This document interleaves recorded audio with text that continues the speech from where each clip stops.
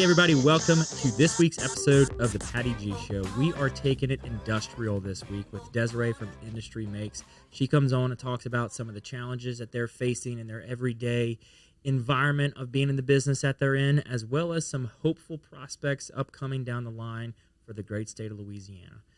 Great episode coming your way, but before we get to that, I want to give a big wonderful shout out and thank you to the folks that bring this show each and every week.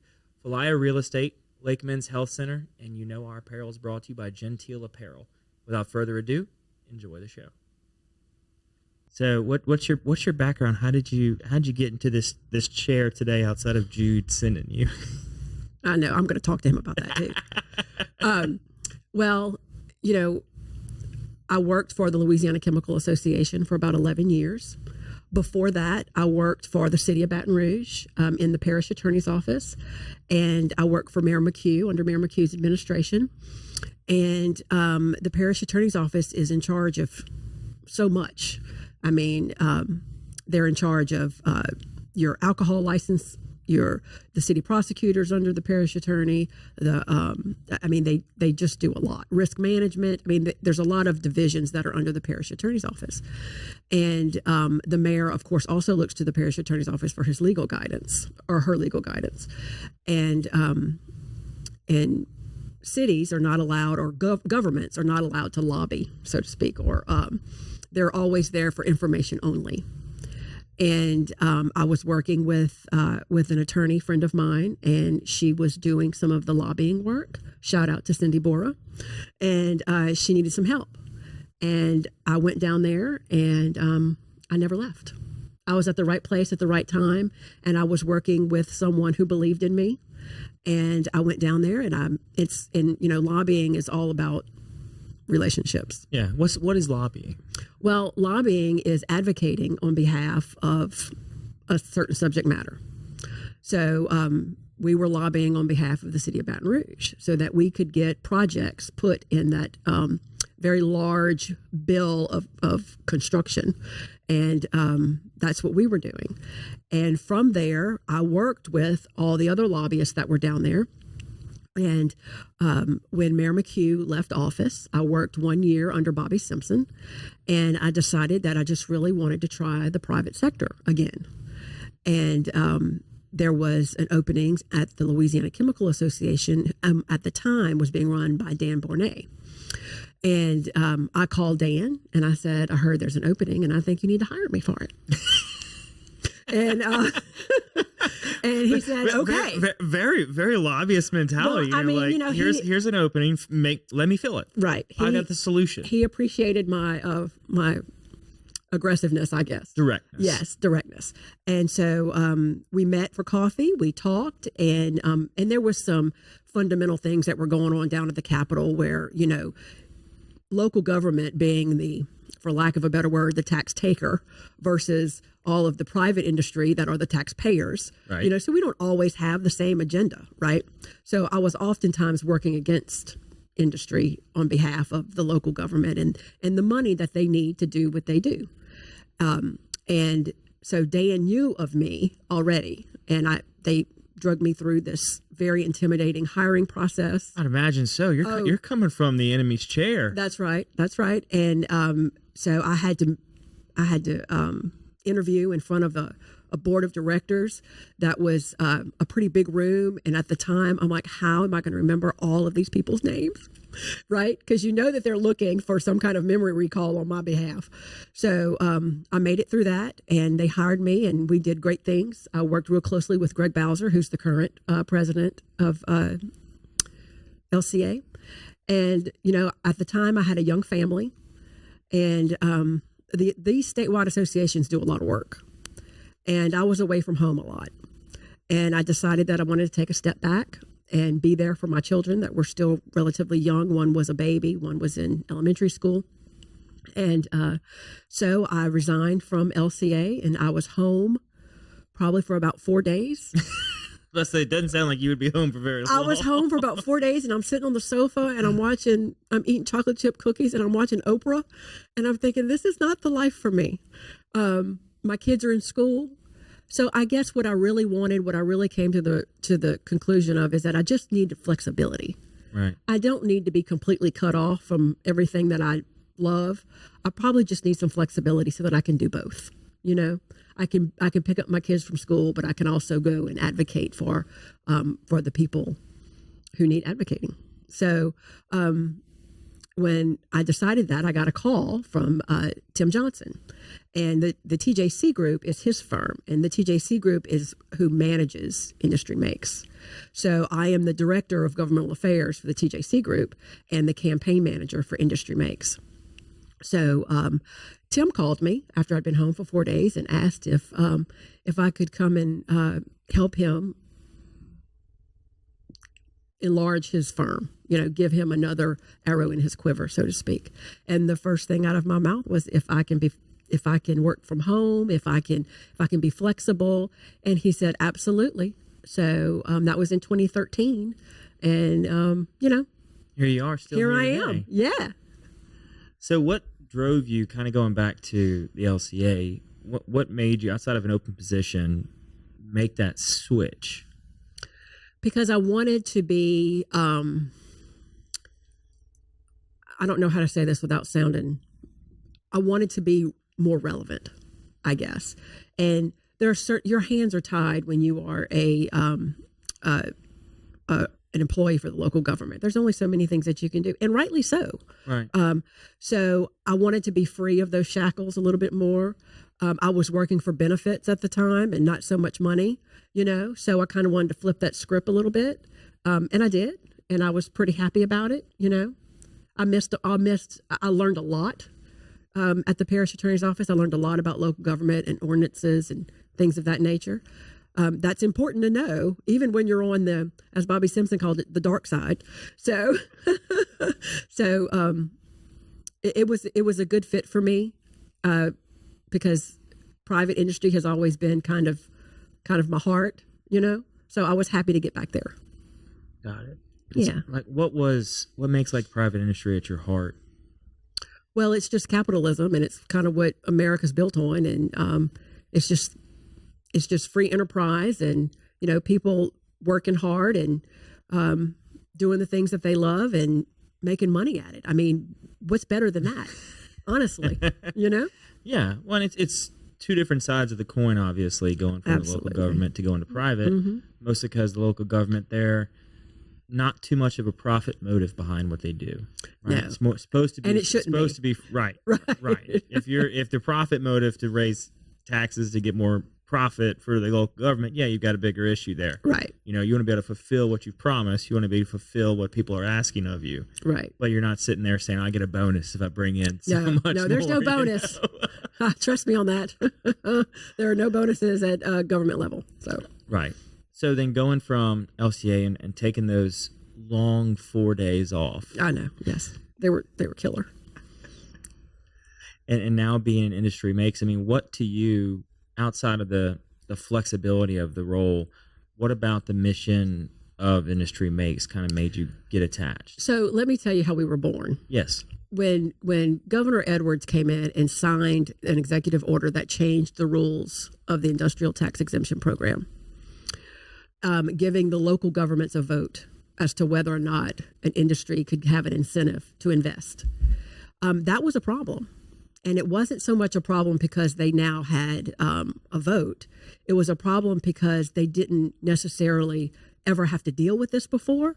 And when you have to go to the school, it's not just the local council, it's every taxing authority in the parish that gets a vote as to whether or not you get an ITEP. That's the sheriff, that's the school board, and the council. So while your council may have a little bit of political savvy to them, your school board is about educating your children. They know very little about economic development, but yet we have companies now going in billion-dollar investments and asking them for an abatement that they don't necessarily understand. And I come to that conclusion through my experiences asking them for this abatement. When people come in and say, and drag their children in to say that they won't have a swing set on their playground, but X and X plant will have all of this money because they won't be paying their, quote, fair share, unquote, of taxes. And I think that's wrong. because zero from zero is zero. If you don't get an investment and you don't get an abatement, you don't get anything, right? But the executive order that Governor Edwards signed also changed the formula. So instead of 100% abatement for 5 years, up for renewal for an extra 5 years, it became an 80-20 split. And we believe that that's fair. Simply because when an industry comes in to invest in your neighborhood, you have traffic. You have more trucks on your road. We need your police to direct traffic. So there's a certain strain that is put on a local government budget. Welcome to the brand new Falia mobile app. We took all the same tech that's helped hundreds of people sell their homes themselves and packed it into an easy-to-use app for your phone. When you download the Falia mobile app on either the Apple or Android App Store, you'll immediately be able to see the power of this game-changing tool. From the seller's dashboard, you can navigate to all the information that you need. We intentionally separated everything into key groups, such as tasks to be completed, buyer leads for your listing, and contact information for everyone involved through closing. When you get an offer on your property, you can simply review and respond all within the app. No matter where you are in the world, you'll be able to monitor everything that's going on with your property from listed to sold. It's truly the power of Falia in the palm of your hand. Download the app and see for yourself. Falia, it's real estate reimagined. So if you have a $3 billion investment, and that's a low number, and that parish gets 20% of that investment up front, they're sitting pretty. So walk us through that investment abatement program for those that may not be familiar. What is it? So you use those numbers for the $3 billion, and they get 20% of that. Correct. So back in 1936 is when the industrial tax exemption program was created by the Louisiana legislature, because Louisiana has one of the highest homestead exemptions at $75,000. So back in 1936, the government recognized that all the taxes were falling on businesses. So as a something to level the playing field, they introduced the industrial tax exemption program, which allows an investor to abate their property taxes. No other taxes. Just property taxes for 5 years if they meet the criteria. And there's certain criteria that's set up. Now that criteria has changed since 1936, but I'd hope so. Right, we kind of go with the flow, but and that was to even the playing field. So our argument is always, while people don't understand the industrial tax exemption program, our argument has always been, if you want to get rid of the homestead exemption, we'll get rid of the ITEP. But until then, taxes will unevenly fall on the shoulders of businesses. So when Governor Edwards signed the executive order, he made a couple of changes. One was to give every taxing authority in a parish a vote as to whether or not you can have your abatement. Now, if the Commerce and Industry Board will vet it first, they've always done that. And when they approve it, or if they approve it, they send notice down to the locals. And so if your council approves it, your sheriff approves it, but your school board doesn't, you lose that portion of the abatement. You don't lose it altogether. Okay. You lose and the majority of the abatement is millages for schools. So, depending on who declines your abatement, that's the percentage of the abatement that you would lose.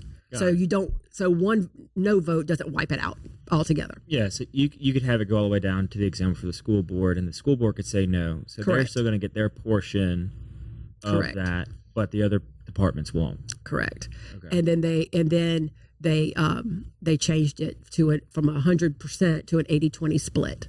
Okay. And those were some of the large changes that were made under Edwards. And of course, there was panic because you have old rules, now you have new rules. I fell under the old rules. Do I have to comply with the new rules? Local government really didn't have an answer either because they'd never dealt with it before. So it was quite a mess at first. And, to Governor Edwards' credit, he did work with us. There were some things that we just could not overcome, and he was going to lose some investments because of it. And we tried to streamline from parish to parish so that we all knew what we were doing. We were all doing the same things. And to some end, we met that goal. And that's how Industry Makes was born. Okay. And it was born because there were some very public denials of ITEP at the very beginning. Because what industry didn't realize was that there was a vacuum at the local level. Industry has always spoken to the locals with regard to the Office of Emergency Preparedness. We always had conversations about those things. Also, like mutual aid. If there's a fire somewhere and they need our equipment, or vice versa, between the locals and in industry, we'd always talk to them on that level, but never a council level, never a taxing level. That was something we had never done. But the activists do. And so we learned very quickly that the activists are filling this room because they too don't quite understand the ITEP process. And I fully believe that, because I believe if they did, after hearing some of the things that they say, if they did fully understand it, they wouldn't say those things. So industry was like, oh no, what are we going to do? And so Industry Makes number one mission is to fill that room with the workforce that industry has. And because there's going to be activists there, and they're going to get people to fill that room and fuss and fuss and fuss about what they don't have and what they're going to lose if this investment comes to their parish. It's Industry Makes' role is to send out an alert. We have an employee database, and if you want to be civically inclined or we ask you to volunteer. And we send out alerts when we get those notices that a certain company X is going before the council to have their ITEP approved. We call them, and they show up. We don't necessarily need them to speak. Someone from Industry Makes, usually myself, will read a statement, but we want them there. We want them in their FRCs with their name and their company. And it gives a lot of political courage to the council as well, because of course, if only activists are filling the room, there's only one way to go. So, and we learned that the hard way. So one of our pillars is to be that bold voice, to support the ITEP changes and work to streamline those changes, as well as to be that database of industrial employees that show up to protect their jobs. Yeah, because that's what they're fighting for. So that's sure right. They still have a paycheck. That's right. And we're not just the plants. We're the industrial contractors. We're consultants. We're banks. We're all of the people that rely or make their living off of industry, is what Industry Makes represents. Okay. And that's what we do. We show up. We organize against the organized. Organize against the organized. Okay. Yes. So on the ITEP program, going a little bit more in depth, what type of education, I guess, can be done to make sure that everybody understands fully what it is? Well, honestly, I'd like to get that from the government. I would like for the administration to speak out and defend its exemption program, because when we speak about it, it's like, oh, of course they would defend it, that because they use it, kind of a thing. But it's important because when you have $1 billion investment, and you have to pay, or you're paying a lot of property taxes, you can use that money to build. You could otherwise use that money to invest in to further invest in your site, to hire more employees, to build bring in the extra equipment that you need for the lab and stuff like that. That's the point. So when you don't have those funds, that investment takes longer to grow. When you do have that abatement, you have all the capital that you need to do it right and to do it long term here. Because I'm sure whenever they're budgeting out for their capital projects, they're not budgeting out for the capital projects plus correct whatever the property tax is going to be. Well, in addition to that, all of our competing states or our surrounding states we have a very complicated tax code, as the governor currently is trying to address. But the main arrow in our economic development quiver is the ITEP program. And if we want big investments, now it's only applicable to manufacturing. Okay. So only manufacturing may apply to receive an ITEP exemption. So, and that's to bring big investment to Louisiana. So you talked about the neighboring states. What neighboring states have a similar program to us? Very few. Okay. They have other, like, they don't have state income tax, or they have a low corporate tax rate, or they don't tax inventory like we do. You know, or they have a lower, as I said earlier, they have a lower corporate tax rate. So the only thing that keeps us halfway in play is the ITEP, because we have all of those things. Yeah. We have a high corporate franchise. We tax inventory, you know, so we tax manufacturing, machinery, and equipment, also known as MM&E. So that other states don't. So ITEP is our baby. Yeah, we've and it keeps us competitive. Yeah, I'll oftentimes, especially this time of year, have conversations with folks that carry inventory, and they've got a mission to drive it down because they do get taxed, and it's a pretty significant tax that they get hit with. It is. At the end of the year, just for holding on inventory. Correct. And it's not like they're holding on to it; they just didn't sell it. Correct. You know, because then they're going to pay their sales tax on it whenever they actually do sell it. That's correct. So it's and industrial parishes specifically have a lot of inventory. Any parish, Calcasieu Parish, Iberville Parish, Ascension Parish, St. Charles, you know, all of the up and down the industrial corridor collect a lot in inventory tax. Thank you to our wonderful sponsor, Lake Men's Health Center with Our Lady of the Lake Physicians Group. Guys, I know it's tough to get out and go to the doctor. I know it's challenging to find time in our busy days, but I promise you, signing up to be a part of this group with Dr. Curtis Chastain and Dr. Tyler Boudreau, you won't regret it for several reasons, but most of those being the fact of the time it saves, where you're able to get in on the same day, get that appointment done, and spend that time you need to talk with them about what your health goals and concerns are, as well as ensuring that the financial investments you have, you will be able to live out and see those come to fruition. So if you're an investing guy, you know all about and planning for the future and investing in the future. There's no other more important thing to invest in than your health. Make sure you go check them out, Our Lady of the Lake Physicians Group Men's Health Center, and tell them Patty G sent you. Well, because they're probably paying inventory tax on whatever they're storing in their tanks. Absolutely. That's inventory for them. Yes, that's right. Yeah, I mean, that changes things. So at least if they're going to get some win, there's a win to get there. Right. That's right.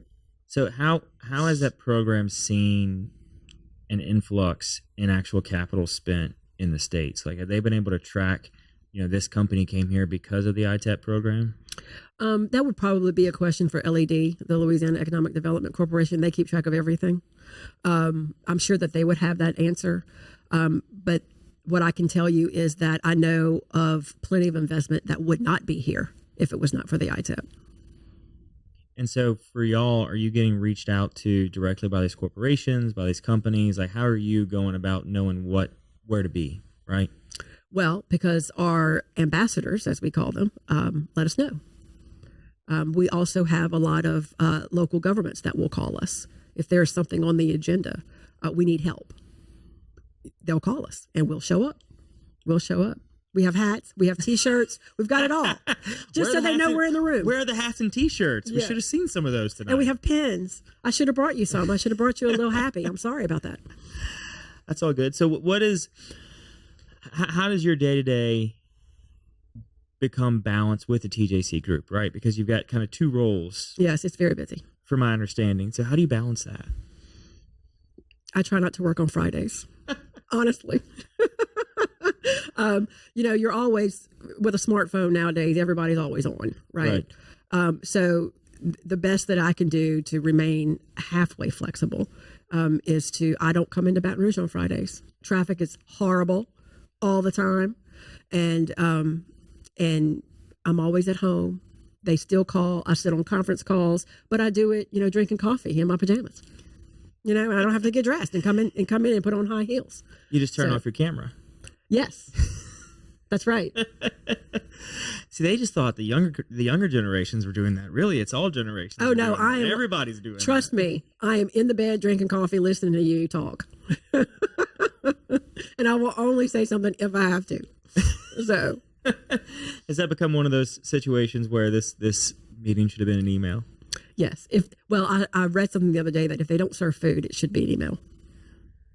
at a meeting. Yes, you need to serve a snack, or it could just be an email, and I'm all for that.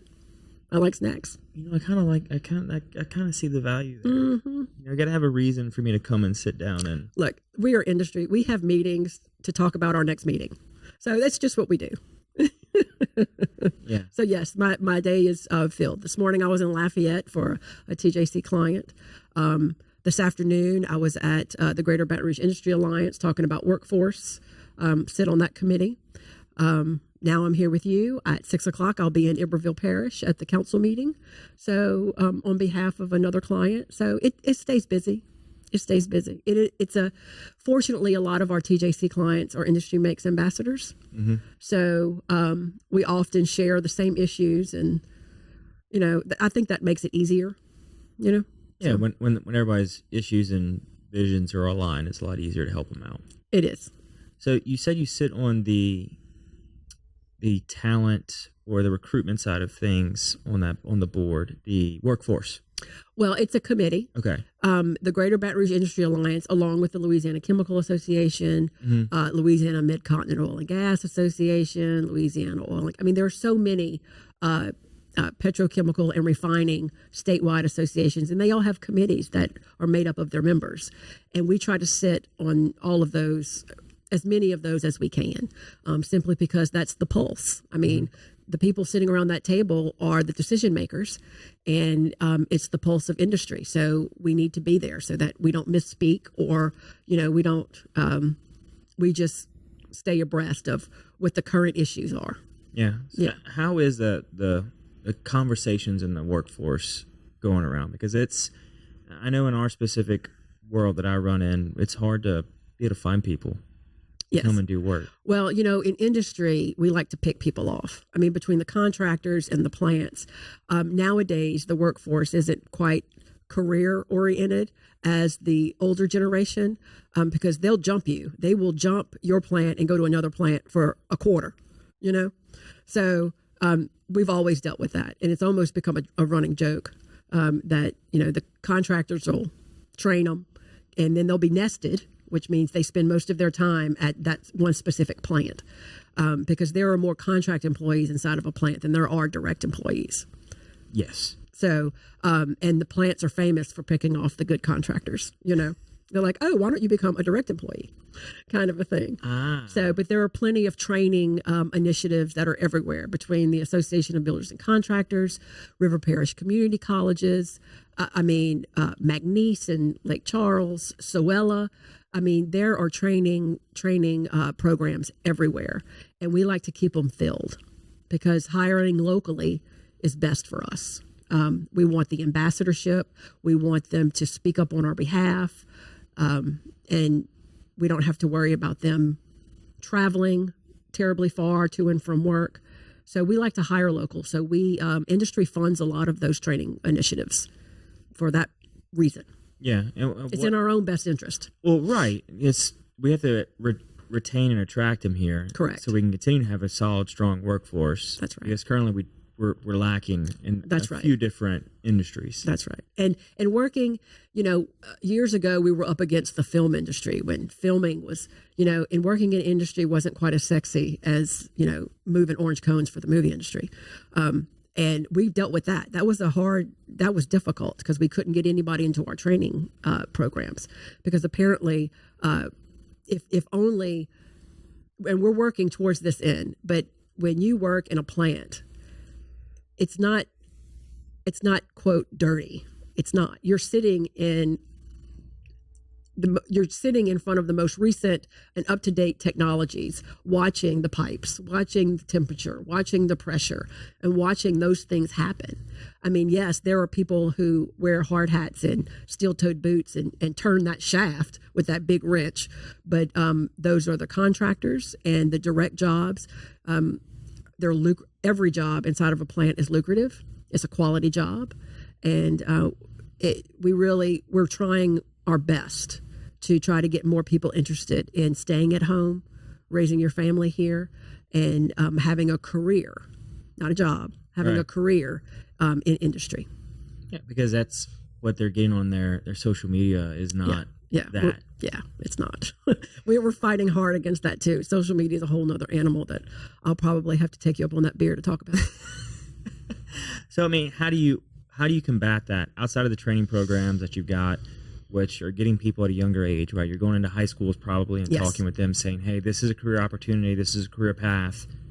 We have many programs. Well, we have women in industry. We have it in Lake Charles. We have it in Baton Rouge. We're working on getting it in New Orleans. We have Chem Expo. Lake Charles does a phenomenal job through the Lake Area Industry Alliance. They do a lot of stuff like that. We have teacher exhibitions where we take the teachers in, we tour a refinery, we tour a chemical plant, we give them all the resources that they need. We would love to write their curriculum for them and tell them this is what we need coming out of your school. Right. We need them trained this way on this set of training materials. So we communicate with schools as much as possible, and we hold job fairs, we hold expos. We do everything that we can to get the word out. We try to talk to guidance counselors and give the local school boards the resources that they need to help their students understand what's available to them in their communities. And how has that been received by the schools? Oh, they love it. They love it. I mean, we do back to school drives for them. Industry in Louisiana is pretty generous. And, if United Way wouldn't reach their goal every year if it wasn't for industry. So there are so many things that we do that I don't think we brag about enough. So I don't mind doing that. I'm perfectly content with bragging on industry here in Louisiana, but they don't often brag on themselves. So this episode of the Patty G Show is sponsored by Genteel Apparel. Genteel Apparel is our newest clothing outfitter. We've got a great partnership with them. Head on over to the website, pattygshow.com/sponsors to learn a little bit more about them, and there's a little treat there for you when you get there. Again, this episode is brought to you by Genteel Apparel. Yeah, well, I mean, whenever they brag on themselves, then it's kind of like, okay, you're trying to give yourself a pat on the back or whatever. Right, but when you have other people advocating for them and helping them spread their word of what they're doing, it often comes well better received. Indeed. And that is also accurate regarding science. I mean, if there's something that we're doing inside of a plant that they think is causing cancer or whatever, we try to get that third party to talk to them about that. We don't like to talk about that simply because they don't believe us.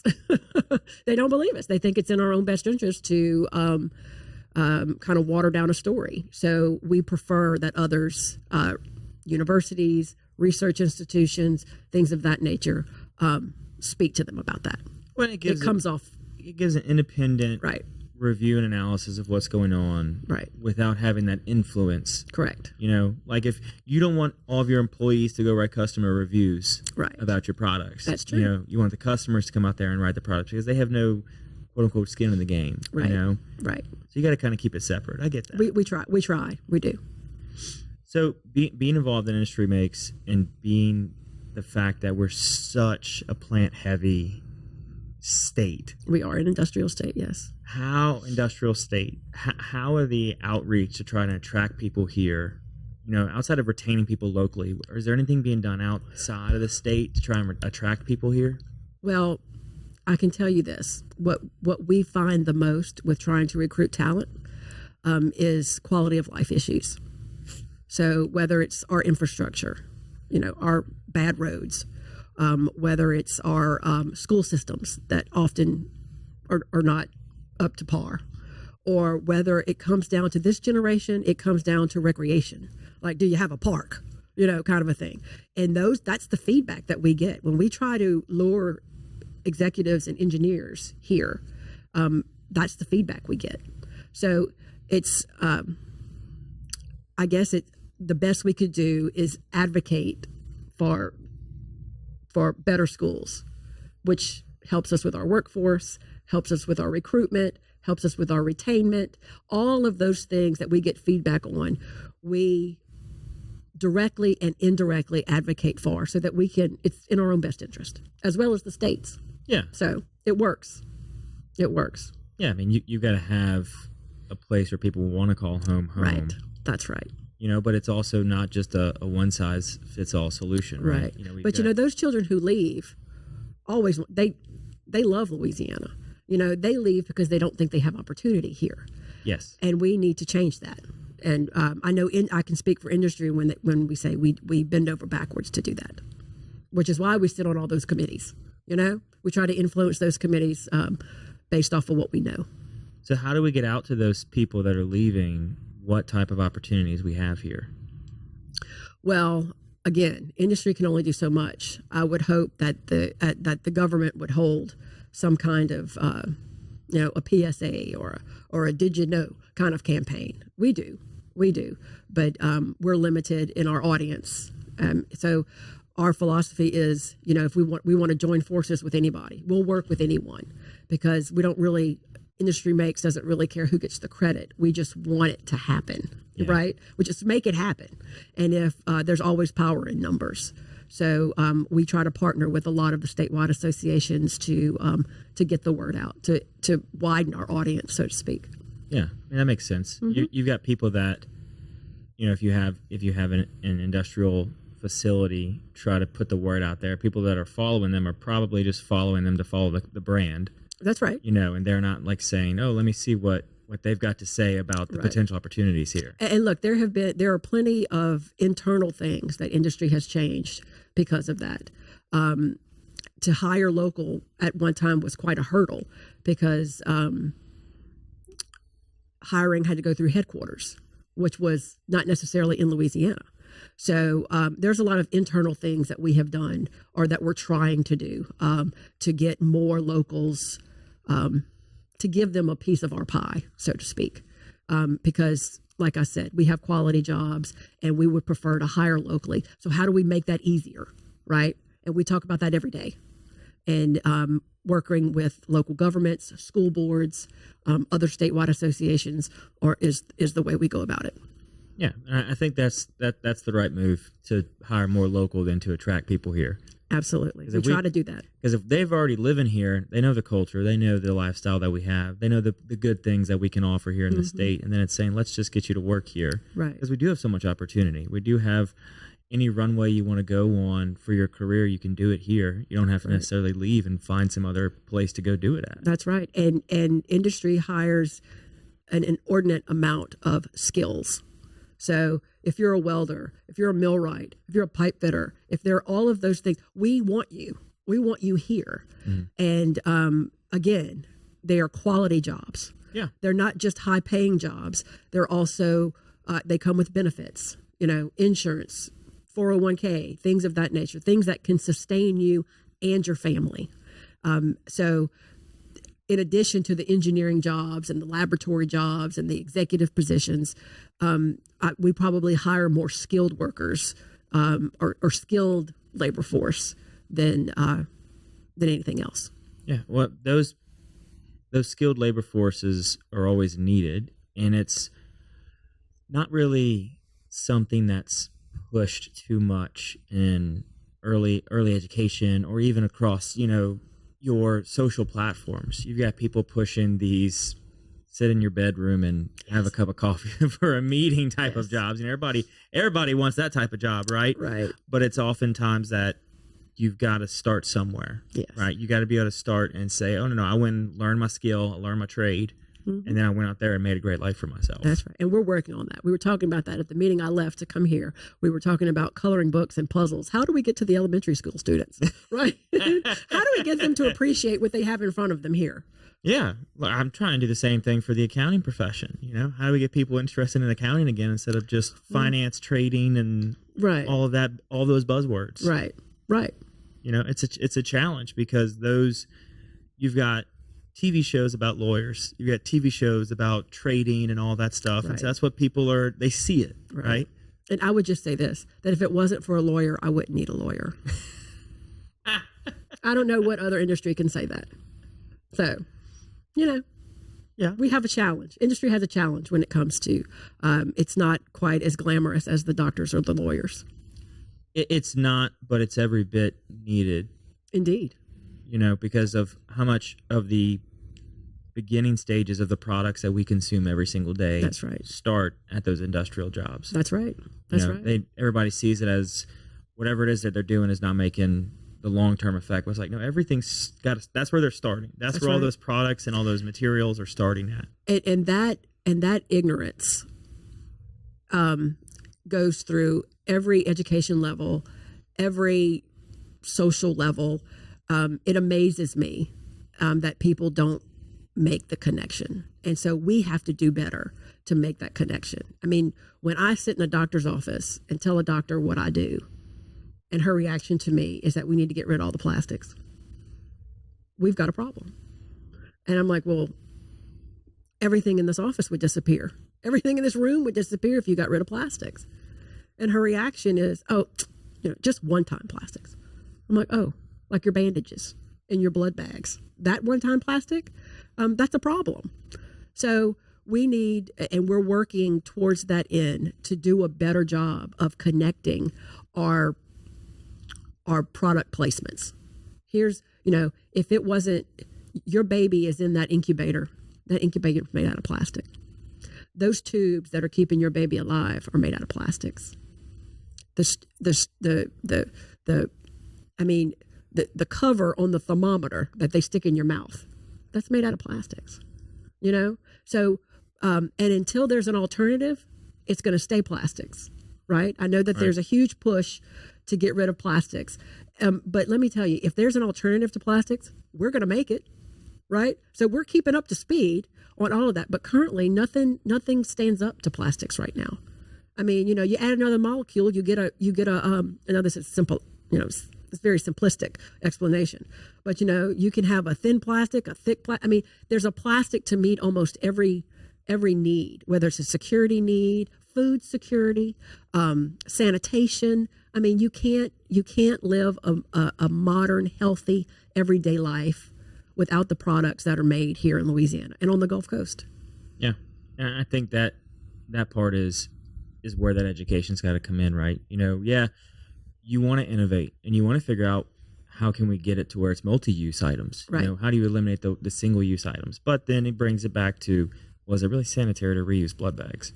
Is it really sanitary to reuse that is a all very these other good point. things, But I will tell you that they're happening here in Baton Rouge. There are several industries that have working on what's called advanced recycling, and it's doing that very thing. As in addition to recycling your plastic water bottles, they are recycling things like that because some things can't be some plastics can't be recycled. Okay. But they are that advanced recycling technology. Almost everything can be recycled now. So yeah, that technology is out there and it's being used. So then, is that the play? Telling the public, hey, help us recycle better by educating yourself on where we need to do things and where we need to dispose of certain items because we can put that back in the system. Right. Well, that's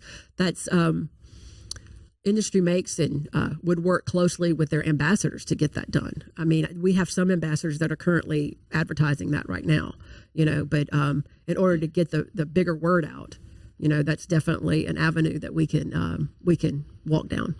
Absolutely. And look, there are so many things that we can improve on with regard to our message. But we're up against activists that have millions upon millions of dollars. We don't have that money. But we have people. We have our workforce that can stand up for us, right? We don't have the money that Michael Bloomberg has, that he's put towards getting rid of the plastics industry, just like he did the coal industry. So when he says things like that, we need to be on alert because I don't think he's fooling around. We saw him do it with the coal industry a couple of years back. So our main task is to push back on those environmental groups, those activists that a lot of times fly in from out of state, wreak complete havoc. I mean, and leave us to pick up the pieces. And that's something that we're advocating for. We're advocating against them coming in here, but advocating for industry and trying to, and one of our main pillars is to basically dispel the myth of Cancer Alley. And that was all started. The activists have run with that little cliche, that little saying, and it's hurting us. And it's hurting us. And it's wrong. There is no Cancer Alley. There is no Cancer Alley. So how do you go about dispelling it? Facts, numbers. Let's talk about cancer. Let's talk about its prevalence in Louisiana. Let's talk about it.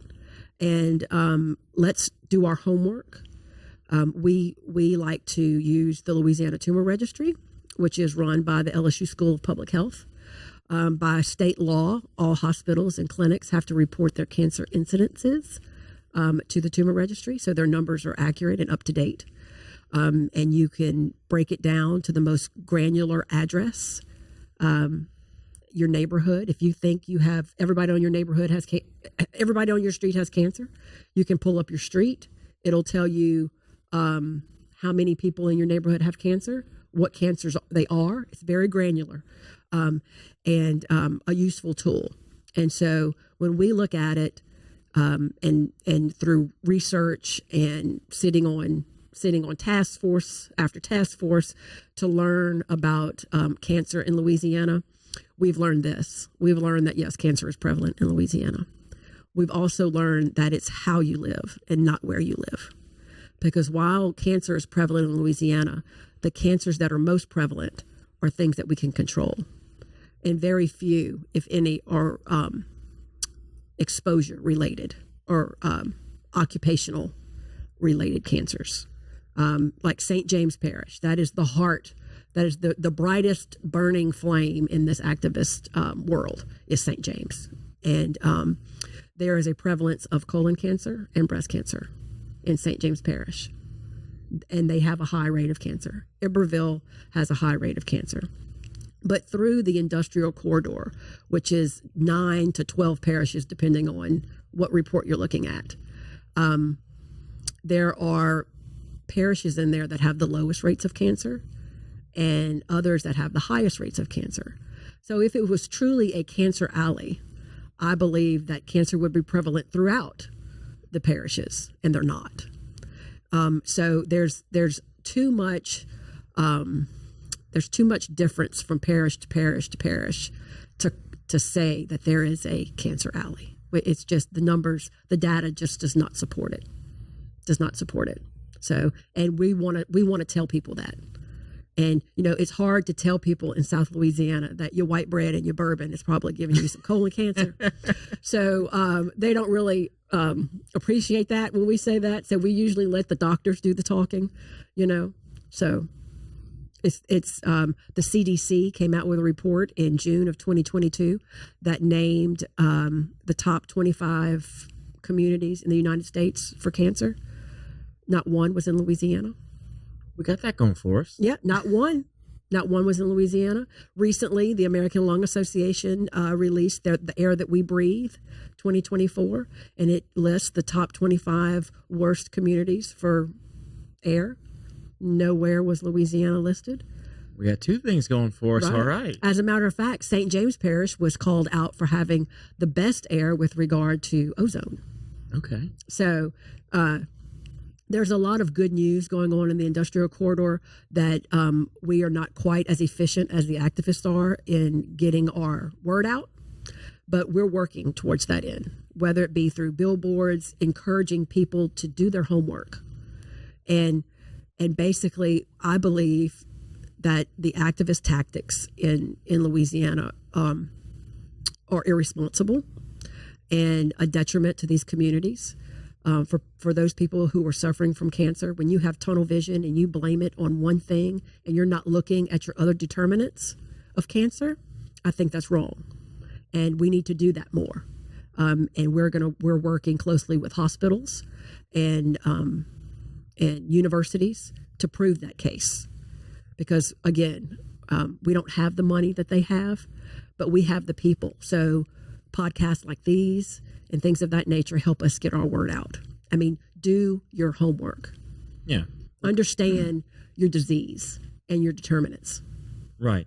Understanding all the inputs Yes. and not just looking at one. Correct. Because, again, it goes back to solving the problem of quality of life anywhere. You Right. can't just look at one problem and isolate it and say, this is the only thing that's going to get, if we fix this one thing, everything else will be great. And it's like, no, Right. it's kind of more of a stepping stone to the bigger picture. Right. You got to look at every single input and every piece that could have a play in what's going on before you just say, nope, this one thing, that's it. Well, but fear is very powerful. Absolutely. And the fear tactics that they use are, again, I just think it's sinful. But I mean, because they scare these communities, and the people that are being scared the most are the elderly, and the uneducated and uninformed, and that's sad.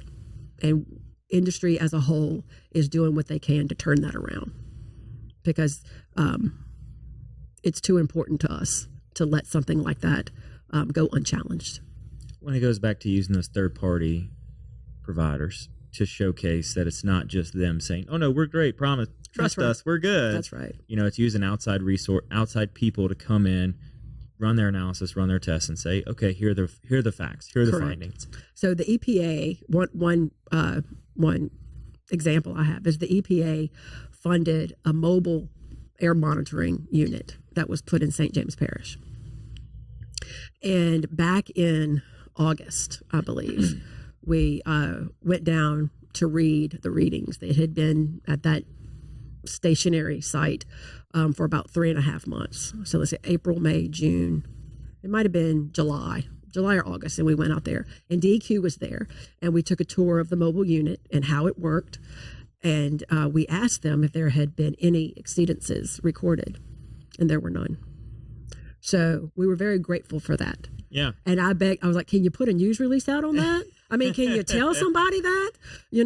So it was good. We respect and encourage EPA to fund such monitors, because if there's exceedances going on, we need to find out where it is. That's what I was about to go We need to with fix it. If industry is causing problems and having issues, they definitely need to fix it, because, again, it goes to hurting the communities that they're in, which is going to decrease their labor force. When you decrease your labor force, you can't create a product. When you can't create a product, you ain't got a business. Well, indeed, it rolls downhill. It's all downhill, So definitely, if there's something going on, Yeah. they want to be the first ones to know about it and the first ones to resolve it. Yeah, I know no industry in Louisiana, any business plan that I've ever read says, polluting your community. No, I haven't read that. It is in our best interest to be good neighbors. Right. I get it. So you got to get to your next meeting I do. to keep this boat going on. Yeah. But before we get you out here, we have a set list of questions we ask every guest. All right. So the first one is, what is something you did as a kid you wish you could still do today? Ride my big wheel. Heard that. I love a big wheel. I'm sorry. I had so much fun on it. Just the time sitting on one and just, knowing you were in charge. You felt in charge riding on a big wheel. Mm-hmm. And we had a sloped driveway, so I could ride down it real, and pick up some speed and then turn it, and do a couple of circles, do a couple of spins. Absolutely. So you've been on both sides of the table, and now you're advocating for something to make the state keep moving forward in the industrial space. What are 3 lessons you've learned throughout your career? Failure is not a bad thing. Smile pretty, and do your best. Don't lie. Don't mislead, because you lose your credibility quickly, especially in the lobbying world. Or in any world. I mean, the first time you mislead a government official, you're in trouble. Yeah. You're done. So honesty is the best policy. Transparency and honesty. That's what I've learned. So what is something you love about Baton Rouge? I love the big city things in a small community setting. Do you know what I'm saying? Mm-hmm. Like it's a big small town. Yeah. Kind of thing. And I guess I like that. I guess I know all the back streets and the routes, and it's not too big to get lost in. Oh yeah. I guess is my favorite part of it. I love the fact that if I'm going from point A to point B and it's cross town, I like to figure out what's the best way to go, not including the interstate. Ugh. Like not on the interstate. How do I navigate the city streets rather than hopping on the interstate? So do you know the majority of traffic on the interstate is local? Local cars? It's commuting to and from 1 or 2 exits. I do that. I'm sorry. So you're contributing to Wait, the if problem. I'm on Acadian and I have to get to college, No, you're not. I'm jumping and I'm riding that exit. You're going lane from Acadian to college. I don't want to sit through those red lights. I'm just going to jump on the interstate and do one or the other. You know, Baywell's right there. It's got one stop sign. And then you've got Perkins. The That's exit got lane has no 3 or stop 4 signs. I know, but see, now that's part of it, because now you're stopping people from exiting. Well, no, I mean, I just blend. I just merge right in there. That's what you and 10,000 people think that they do every day. I'm afraid you're right. Because then you start backing up that light at College, and then that backs up that intersection right there. I know. So, you know, if you're Got going... too many red lights around here. It's not me. I understand. That's just the way it's designed, I guess. Yeah, well, I hope they're working on that too. So for the final question, what can I do to help you? Help us get the word out. Help us to help people understand the impact, or the benefits, I should say, the benefits of industry in Louisiana, the products that we make, how we fuel the nation, how ExxonMobil is the largest maker of isopropyl alcohol in the nation, how every bit of synthetic vanilla that you eat, that you use to bake, is made at the base of the old Mississippi River Bridge at Solvay. You know, there are so many things that we make here that everyone uses around the world. And the only time, you know, quite honestly, that we get even half the credit is when there's a hurricane and the Northeast doesn't have any gasoline, you know? So everything that we make here is used throughout the nation and the world, quite honestly, because we ship a lot of things overseas. And we should be proud of that. I don't know if Baton Rouge is important. Baton Rouge and the surrounding areas, the industrial parishes in this state, keep this nation running. And I think it's something we should be proud of, very proud of. Without us, what would they do? Yeah. So Okay. that's the word, that's the message that I would like everybody to understand. And I would also like everybody to be a part of it, be a part of what we do here. And we just keep the nation running, you know?